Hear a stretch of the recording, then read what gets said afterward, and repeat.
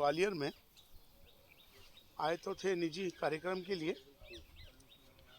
लेकिन हमने कहा कि आप लोगों से एक वार्ता भी हो जाए, आप लोगों से बातचीत हो, आज के जो हालात मामलात हैं उनमें चर्चा हो, उसके लिए आपके पास आए, इसलिए बात हुई।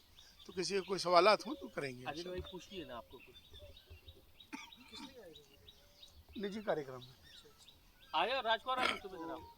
आज जो आतंकवादी मारे जाते हैं उसके जनाजे में काफी लोग इकट्ठे होते हैं, क्या मानना है आपका? देखिए, 22 अप्रैल को जो जिस तरह से पहलगाम के अंदर आतंकवादियों ने हमला किया और हमला करके उन मासूम लोगों की हत्या की जो टूरिस्ट थे, और सबसे दुखद बात ये रही कि वो उनका एक मज़हब पूछकर उनको मारा गया। ये इंसानियत का कत्ल है। कोई भी आतंकवादी का कोई मज़हब नहीं होता, आतंकवादी शैतान होता है।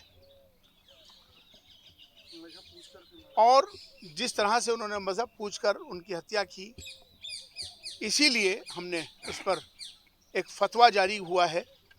27 अप्रैल को भारत का पूरे विश्व का पहला फतवा, चीफ इमाम होने के नाते हमने फतवा जारी किया है दिल्ली से, और जिस फतवे के अंदर ये बात क्लियर कर दी गई है कि आतंकवादी का कोई मज़हब नहीं होता।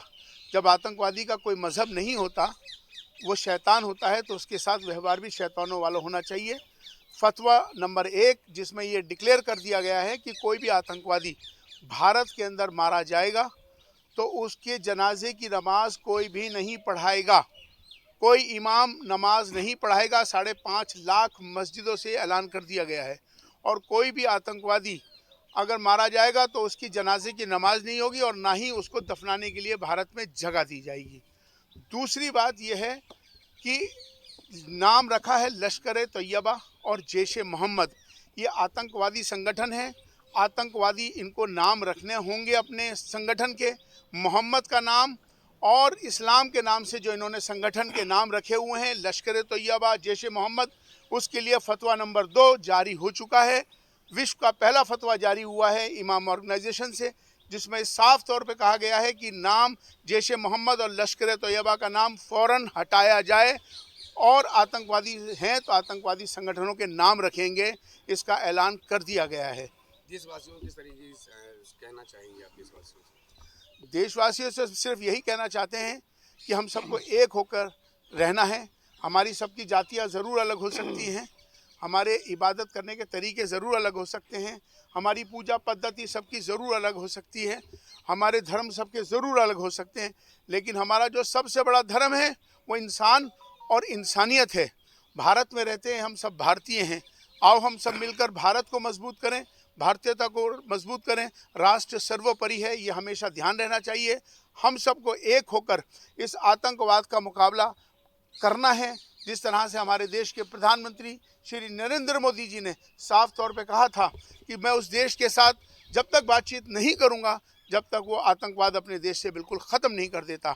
ये आतंकवादी जिससे संगठन है, जो हमारा पड़ोसी देश है पाकिस्तान, जिस तरह से वहाँ पर हमारा देश ने एक बदला के तौर पर आतंकवादी अड्डों को ख़त्म किया ऑपरेशन सिंदूर करके। ये ऑपरेशन सिंदूर जो था, ये उन जो मांगें उजड़ गई थी उन विधवाओं की, ये उनके लिए था। तो मुझे लगता है कि आतंकवादी संगठन जो वहाँ पर ऑपरेट थे उनको नेस्तनाबूद कर दिया गया है, और आतंकवादी जी बहुत सारे लोग मारे गए हैं, लेकिन मुझे लगता है कि अभी और जो बचे हैं उनको भी ख़त्म करने की ज़रूरत है। और मुझे लगता है कि अब ये वक्त आ गया है कि भारत में सब हम एक होकर अब POK को वापस लेना चाहिए। ये अब इसका समय आ गया है। जिस प्रकार से पाकिस्तान कायराना हरकत बार बार करता हुआ है, इस संबंध में आप क्या कहना चाहेंगे? बिल्कुल, ये कायराना हरकत आज से नहीं कर रहा है, जब से ये पैदा हुआ है जब से कर रहा है। इसका नाम तो है पाक, लेकिन हरकतें इरादे नापाक। तो अब हमें इसके इरादों को, नापाक इरादों को ख़त्म करना होगा, और अब वापस जो POK है उसे वापस लेना होगा, जब ही इस पाकिस्तान को समझ में आएगा। और अब इसके लिए हम सबको एक होकर इस आतंकवाद की लड़ाई में पूरे विश्व के तमाम सबको एक होकर लड़ना होगा। जिस तरह से अभी हमारा भारत का मेंबर पार्लियामेंट्स का एक डेलीगेशन जो पूरी दुनिया के अंदर अभी गया है और ये बताने के लिए कि जिस तरह से भारत आतंकवाद को हम कितने समय से झेल रहा है, तो अब सबको एकजुट होकर आतंकवाद का खात्मा करना होगा। ये शुरुआत भारत ने कर चुका है।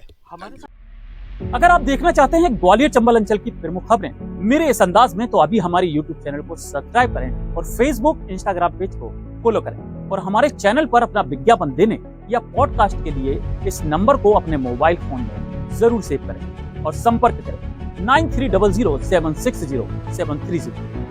इसी के साथ मैं शाहनवाज आप सभी के दिलों की आवाज आपसे विदा लेता हूँ। फिर मुलाकात होगी नई खबरों के साथ इसी अंदाज में। जय हिंद, जय भारत। न्यूज इम्पैक्ट, नजर सिर्फ खबर पर।